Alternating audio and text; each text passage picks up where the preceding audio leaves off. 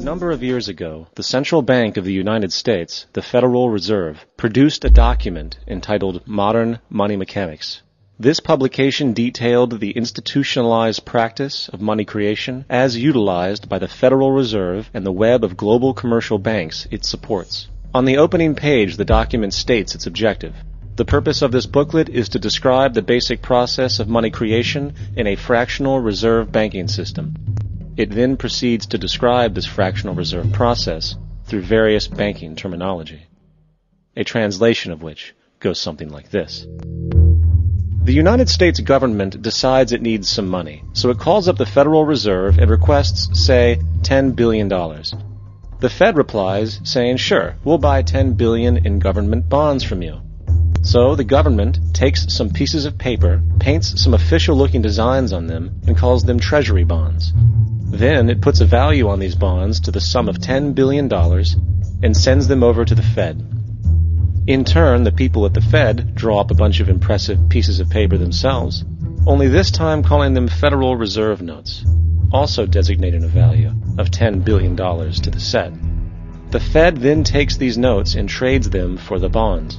Once this exchange is complete, the government then takes the $10 billion in Federal Reserve notes and deposits it into a bank account. And upon this deposit, the paper notes officially become legal tender money, adding $10 billion to the U.S. money supply. And there it is. $10 billion in new money has been created. Of course, this example is a generalization, for, in reality, this transaction would occur electronically, with no paper used at all. In fact, only 3% of the U.S. money supply exists in physical currency. The other 97% essentially exists in computers alone. Now, government bonds are, by design, instruments of debt. And when the Fed purchases these bonds, with money it essentially created out of thin air, the government is actually promising to pay back that money to the Fed. So, the exchange has been made and now $10 billion sits in a commercial bank account. Here's where it gets really interesting. For as based on the fractional reserve practice, that $10 billion deposit instantly becomes part of the bank's reserves, just as all deposits do. And regarding reserve requirements, as stated in Modern Money Mechanics, a bank must maintain legally required reserves equal to a prescribed percentage of its deposits. It then quantifies this by stating, under current regulations, the reserve requirement against most transaction accounts is 10%. This means that with a $10 billion deposit, 10% or $1 billion is held as the required reserve, while the other $9 billion is considered an excessive reserve and can be used as the basis for new loans. Now, it is logical to assume that this $9 billion is literally coming out of the existing $10 billion deposit. However, this is actually not the case. What really happens is that the $9 billion is simply created out of thin air on top of the existing $10 billion deposit. This is how the money supply is expanded. As stated in Modern Money Mechanics, of course they, the banks, do not really pay out loans from the money they receive as deposits. If they did this, no additional money would be created. What they do when they make loans is to accept promissory notes, loan contracts, in exchange for credits, money, to the borrower's transaction accounts. In other words, the $9 billion can be created out of nothing simply because there is a demand for such a loan and that there is a $10 billion deposit to satisfy the reserve requirements. Now, let's assume that somebody walks into this bank and borrows the newly available $9 billion. They will then most likely take that money and deposit it into their own bank account. The process then repeats, for that deposit becomes part of the bank's reserves. 10% is isolated, and in turn 90% of the $9 billion, or $8.1 billion, is now available as newly created money for more loans. And, of course, that 8.1 can be loaned out and redeposited, creating an additional 7.2 billion, to 6.5 billion, to 5.9 billion, etc. This deposit money creation loan cycle can technically go on to infinity. The average mathematical result is that about $90 billion can be created on top of the original $10 billion. In other words, for every deposit that ever occurs in the banking system, about 9 times that amount can be created out of thin air. So, now that we understand how money is created by this fractional reserve banking system, a logical yet elusive question might come to mind. What is actually giving this newly created money value? The answer? The money that already exists. The new money essentially steals value from the existing money supply. For the total pool of money is being increased irrespective to demand for goods and services.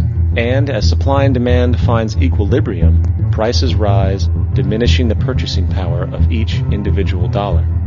This is generally referred to as inflation, and inflation is essentially a hidden tax on the public. What is the advice that you generally get? And that is inflate the currency. They don't say debase the currency. They don't say devalue the currency. They don't say cheat the people who are saved. They say lower the interest rates. The real deception is when we distort the value of money. When we create money out of thin air, we have no savings, and yet there's so-called capital. So my question boils down to this. How in the world can we expect to solve the problems of inflation, that is, the increase in the supply of money, with more inflation? Of course, it can't. The fractional reserve system of monetary expansion is inherently inflationary. For the act of expanding the money supply without there being a proportional expansion of goods and services in the economy will always debase a currency. In fact, a quick glance at the historical values of the US dollar versus the money supply reflects this point definitively, for the inverse relationship is obvious. $1 in 1913 required $21.60 in 2007 to match value. That is a 96% devaluation since the Federal Reserve came into existence. Now, if this reality of inherent and perpetual inflation seems absurd and economically self-defeating, hold that thought, for absurdity is an understatement in regard to how our financial system really operates. For in our financial system, money is debt, and debt is money. Here is a chart of the U.S. money supply from 1950 to 2006. Here is a chart of the U.S. national debt for the same period. How interesting it is that the trends are virtually the same. For the more money there is, the more debt there is. The more debt there is, the more money there is. To put it a different way, every single dollar in your wallet is owed to somebody by somebody. For remember, the only way the money can come into existence is from loans.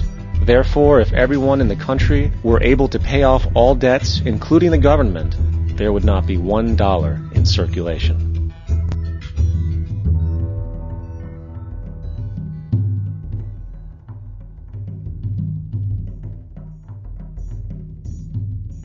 In fact, the last time in American history the national debt was completely paid off was in 1835 after President Andrew Jackson shut down the central bank that preceded the Federal Reserve. In fact, Jackson's entire political platform essentially revolved around his commitment to shut down the central bank, stating at one point, "The bold efforts the present bank has made to control the government are but premonitions of the fate that awaits the American people should they be deluded into a perpetuation of this institution or the establishment of another like it." Unfortunately, his message was short-lived, and the international bankers succeeded to install another central bank in 1913, the Federal Reserve. And as long as this institution exists, perpetual debt is guaranteed. By the early 20th century, the U.S. had already implemented and removed a few central banking systems, which were swindled into place by ruthless banking interests. At this time, the dominant families in the banking and business world were the Rockefellers, the Morgans, the Warburgs, the Rothschilds. And in the early 1900s, they sought to push once again legislation to create another central bank. However, they knew the government and public were very weary of such an institution, so they needed to create an incident to affect public opinion. So, J.P. Morgan, publicly considered a financial luminary at the time, exploited his mass influence by publishing rumors that a prominent bank in New York was insolvent or bankrupt. Morgan knew this would cause mass hysteria, which would affect other banks as well. And it did. The public, in fear of losing their deposits, immediately began mass withdrawals.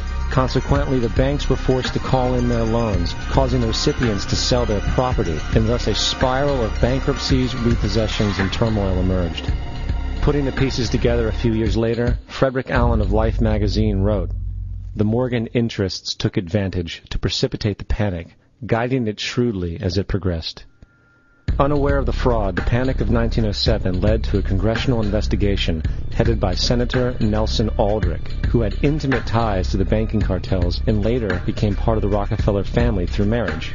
The commission, led by Aldrich, recommended a central bank should be implemented so a panic like 1907 could never happen again. This was the spark the international bankers needed to initiate their plan. In 1910, a secret meeting was held at a J.P. Morgan estate on Jekyll Island off the coast of Georgia. It was there that the central banking bill called the Federal Reserve Act was written. This legislation was written by bankers, not lawmakers. This meeting was so secretive, so concealed from government and public knowledge that the 10 or so figures who attended disguised their names when en route to the island. After this bill was constructed, it was then handed over to their political frontman, Senator Nelson Aldrich, to push through Congress. And in 1913, with heavy political sponsorship by the bankers, Woodrow Wilson became president, having already agreed to sign the Federal Reserve Act in exchange for campaign support. And 2 days before Christmas, when most of Congress was at home with their families, the Federal Reserve Act was voted in, and Wilson in turn made it law. Later, Woodrow Wilson wrote, in regret,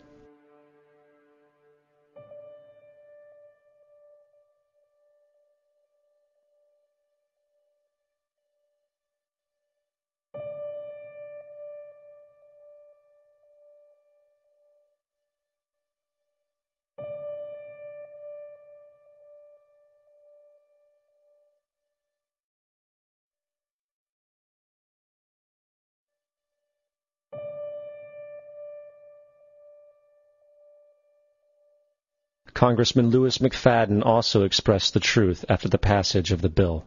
A world banking system was being set up here, a superstate controlled by international bankers, acting together to enslave the world for their own pleasure. The Fed has usurped the government. Now, the public was told that the Federal Reserve System was an economic stabilizer, and inflation and economic crises were a thing of the past.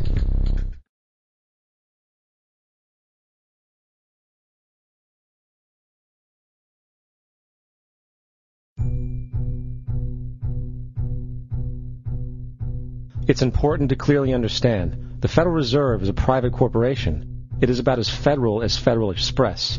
It makes its own policies and is under virtually no regulation by the U.S. government. It is a private bank that loans all the currency at interest to the government, completely consistent with the fraudulent central banking model that the country sought to escape from when it declared independence in the American Revolutionary War. Now, so far we have discussed the reality that money is created out of debt, through loans. These loans are based on a bank's reserves, and reserves are derived from deposits. And through this fractional reserve system, any one deposit can create 9 times its original value, in turn debasing the existing money supply, raising prices in society. And since all this money is created out of debt and circulated randomly through commerce, people become detached from their original debt, and a disequilibrium exists, where people are forced to compete for labor in order to pool enough money out of the money supply to cover their costs of living. As dysfunctional and backwards as all of this might seem, there is still one thing we have omitted from this equation. And it is this element of the structure which reveals the truly fraudulent nature